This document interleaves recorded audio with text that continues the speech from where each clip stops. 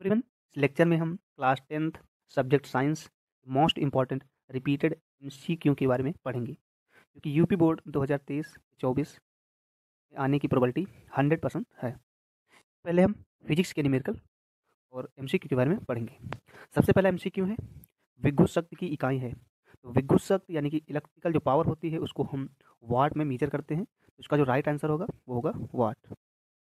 दूसरा एमसीक्यू है, एक व्यक्ति दूर की वस्तुओं को स्पष्ट रूप से देखने में असमर्थ है, यानी उसको देख नहीं पा रहा है, उसके नेत्र में दोष है। तो हम जानते हैं कि निकट दृष्टि दोष में निकट की वस्तुएं स्पष्ट रूप से क्लियर दिखाई पड़ती हैं, कि दूर की वस्तुएं स्पष्ट नहीं दिखाई पड़ती है। यहाँ पर क्वेश्चन पूछा गया कि दूर की वस्तुओं को स्पष्ट रूप से देखने में क्या है, असमर्थ है। तो दूर की वस्तुओं को देखने में असमर्थ है, इसलिए इसका जो दोष होगा वो होगा निकट दृष्टि दोष। निकट दृष्टि दोष को हम मायोपिया कहते हैं, और इसमें हम इसके निवारण के लिए हम अवतल लेंस का उपयोग करते हैं। जबकि दूर दृष्टि दोष में दूर की वस्तुएं स्पष्ट दिखाई देती हैं, परंतु नज़दीक की वस्तुएं स्पष्ट नहीं दिखाई पड़ती हैं। इसमें हम उत्तल लेंस का उपयोग करते हैं। तीसरा जो एमसीक्यू है, एक उत्तल दर्पण की फोकस दूरी 10 सेमी है, दर्पण की वक्रता त्रिज्या क्या होगी? तो हम जानते हैं कि दर्पण जो फोकस दूरी का जो फॉर्मूला होता है वो होता है F=R/2। यहाँ पर जो है फोकस दूरी जो है दी गई है, फोकस दूरी दी गई है 3 सेंटीमीटर, और हम लोग को आर निकालना है।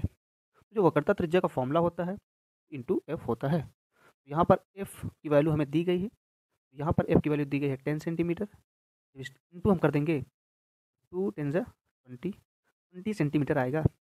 दर्पण यहाँ पर जो है उत्तल है, उत्तल दर्पण की फोकस दूरी पॉजिटिव होती है, यहाँ पर प्लस का 20 आंसर आएगा इसका। तो यहाँ पर जो आंसर होगा वो 20 सेंटीमीटर होगा।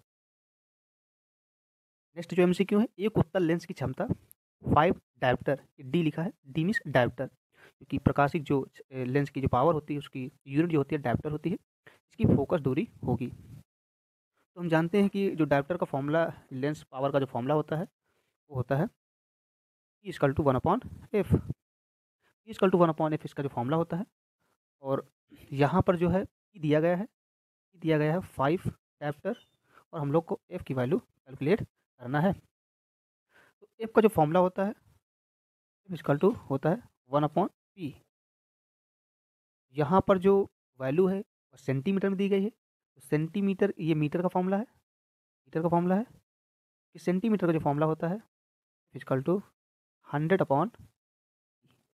क्योंकि हमें f निकालना है इसलिए f हमने बाहर रखा है, और p की वैल्यू दी गई 5 डायोप्टर।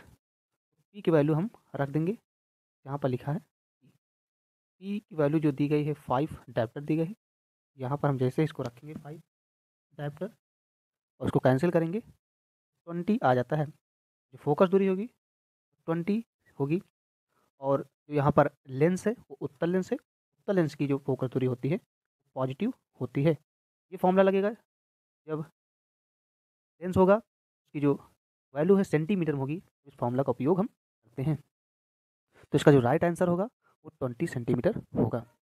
प्रतिरोध का मात्रक होता है। प्रतिरोध क्या होता है? प्रतिरोध जो है वह इलेक्ट्रिकल जो करंट फ्लो होती है तार में, उसको रोकने में मदद करता है, उसके प्रवाह को रोकता है। उसका जो मात्रक होता है वो ओम होता है। नेक्स्ट जो एमसीक्यू है, अत्यधिक उच्च प्रतिरोध वाला पदार्थ कहलाता है। प्रतिरोध क्या होता है? जो इलेक्ट्रिकल करंट के प्रवाह को रोकते हैं उसे हम प्रतिरोध कहते हैं, रेजिस्टेंस कहते हैं। तो जो करंट को रोके उसे हम बोलते हैं विद्युत रोधी, ये कुचालक कहते हैं। इसका जो राइट आंसर होगा वह विद्युत रोधी या कुचालक इसी को कहा जाता है। जी के एमसीक्यू पढ़ेंगे। सबसे पहला जो एमसीक्यू है वह जैव प्रक्रम, जिसके द्वारा हानिकारक पदार्थों का शरीर से बाहर निष्कासन होता है। तो शरीर से हानिकारक पदार्थ जैसे कि कार्बन डाइऑक्साइड, अमोनिया को बाहर निकाला जाता है। इस प्रक्रिया को हम उत्सर्जन या एक्सक्रीशन कहते हैं। दूसरा जो एमसीक्यू है, अमोनिया का यूरिया में परिवर्तन होता है। हम जानते हैं कि लीवर यानी यकृत में यूरिया साइकिल चलती है, जिसमें जो वेस्ट मटेरियल होता है वो जो है अमोनिया होता है, और अमोनिया जो होता है टॉक्सिक होता है ब्लड के लिए, उससे जो लीवर होता है वो यूरिया में से बदलता है। तो इसका राइट आंसर होगा यकृत। निम्न में से विटामिन का कौन सा जोड़ा जल में घुलनशील है? विटामिन को 2 भागों में डिवाइड किया जाता है on the basis of solubility. घुलनशीलता के आधार पर विटामिन को 2 भागों में बांटा जाता है, जल में घुलनशील और वसा में घुलनशील। तो जल में जो घुलनशील विटामिन होती हैं वो होती हैं विटामिन बी और सी। विटामिन बी को हम बी कॉम्प्लेक्स कहते हैं, जबकि विटामिन ए, डी, ई ये जो होती हैं वसा में घुलनशील होती हैं। उसका जो राइट आंसर होगा विटामिन बी एंड सी होगा। निम्न में से कौन सा पादप हार्मोन्स है? प्लांट का हार्मोन्स। हम हार्मोन्स जो होते हैं वो प्लांट ग्रोथ हार्मोन्स होते हैं, प्लांट की वृद्धि को बढ़ाते हैं। तो सबसे पहले इसमें जिब्रेलिन दिया गया है, साइटोकाइनिन दिया गया है, और एस्ट्रोजन दिया गया है। तो जिब्रेलिन और साइटोकाइनिन जो होते हैं प्लांट हार्मोन होते हैं। ये साइटोकाइनिन क्या करता है, सेल के डिवीजन में मदद करता है। जिब्रेलिन जो होता है वो मटेरियल को स्टोर करता है, जो कि सीड के जनरेशन में क्या करते हैं, मदद करते हैं। एस्ट्रोजन जो होता है मेल रिप्रोडक्टिव जो होता है हार्मोन्स होता है, जो कि मेल रिप्रोडक्टिव सिस्टम से संबंधित होता है। तो इसका जो साइटोकाइनिन और जिब्रेलिन जो होता है राइट आंसर होगा। तो यहाँ पर आंसर और बात दिया गया है, कि दोनों क्या होंगे, सही होंगे। नेक्स्ट एमसीक्यू है, इंसुलिन नामक हार्मोन्स का स्त्राव होता है। इंसुलिन जो होता है वह अग्नाशय यानी पेनक्रियास की बीटा कोशिकाओं से सिक्रीट होता है, और बीटा जो कोशिकाएं होती है वो अग्नाशय और पेनक्रियास में पाई जाती हैं। और इंसुलिन जो होता है वो शुगर को, ब्लड शुगर को क्या करता है, कंट्रोल करता है। यानी ये जो बॉडी में ग्लूकोज का लेवल जो होता है उसको ये एनर्जी में बदलने का काम जो होता है वो इंसुलिन का होता है, जो कि अग्नाशय या पेनक्रियास से सिक्रीट होता है। नेक्स्ट जो एमसीक्यू है बायोलॉजी का, मुकुलन द्वारा अलैंगिक जनन निम्नलिखित में से कौन से जंतु में होता है। मुकुलन को इंग्लिश में बडिंग कहा जाता है। ये सेक्सुअल रिप्रोडक्शन का पार्ट है, और यह हमें हाइड्रा और ईस्ट में देखने को मिलता है। उसका हाइड्रा और ईस्ट करेक्ट आंसर होगा, यानी कि आंसर जो लास्ट वाला होगा डी नंबर, ये सही होगा। निषेचन के बाद पुष्प का कौन सा भाग फल में बदल जाता है। हम जानते हैं कि जो ओवरी होती है, अंडाशय होती है, वह आफ्टर फर्टिलाइजेशन यानी निषेचन के बाद वह फल में बदल जाती है। नेक्स्ट जो एमसीक्यू दिया गया है, यहाँ पर एमसीक्यू दिया गया है, एक रिएक्शन दी गई है जो कि है जिंक। जब सल्फ्यूरिक एसिड, जिंक एक प्रकार की धातु है, जब सल्फ्यूरिक एसिड से रिएक्शन करती है तो यहाँ पर जिंक जो है वो हाइड्रोजन के स्थान पर आ जाती है, और हाइड्रोजन गैस जो होती है बाहर निकल जाती है। यानी कि यहाँ पर एक जो धातु है दूसरे पदार्थ को निष्कासित करती है, उसके स्थान पर आ जाती है, विस्थापित करती है, डिस्प्लेसमेंट करती है, और ऐसी रिएक्शन को हम विस्थापन अपक्रिया कहते हैं। इसका जो राइट आंसर होगा वो विस्थापन अपक्रिया होगा। नेक्स्ट जो एमसीक्यू दिया गया केमिस्ट्री का, कार्बन सी से डिनोट करते हैं। जब वायु ऑक्सीजन में अपक्रिया करता है तो कार्बन डाइऑक्साइड गैस का फॉर्मेशन करता है। हम जानते हैं जब दो पदार्थ आपस में मिलते हैं और नए पदार्थ का निर्माण करते हैं, ऐसी रिएक्शन को हम संयोजन अपक्रिया या कॉम्बिनेशन रिएक्शन कहते हैं। नेक्स्ट जो एमसीक्यू दिया गया केमिस्ट्री का, एक विलियन जो है वह नीली लिटमस को लाल कर देता है।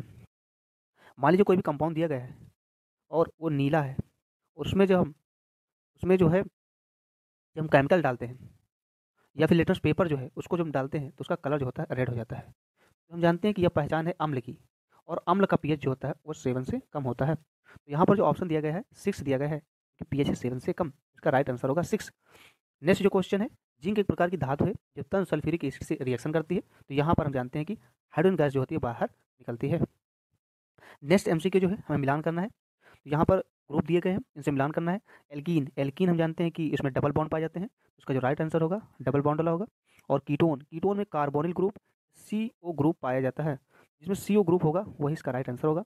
ये एक प्रकार का कीटोन है। एल्डिहाइड में जो पहचान होती है CHO ग्रुप पाया जाता है एल्डिहाइड में, तो यहाँ पर CHO ग्रुप दिख रहा है हमें, एल्डिहाइड का ये करेक्ट आंसर होगा। और यहाँ पर दिया गया एल्कोहल, एल्कोहल जो है CH3CH2OH, तो OH जो पहचान होती है वह एल्कोहल की होती है। इसका जो राइट आंसर होगा वो एल्कोहल का होगा। नेक्स्ट यहाँ पर दिया गया है, यहाँ पर दिया गया है एसिड जो कि है एसिटिक एसिड। जब एसिटिक एसिड जो होता है जब एल्कोहल से रिएक्शन करता है वहाँ पर जो है एस्टर का फॉर्मेशन होता है।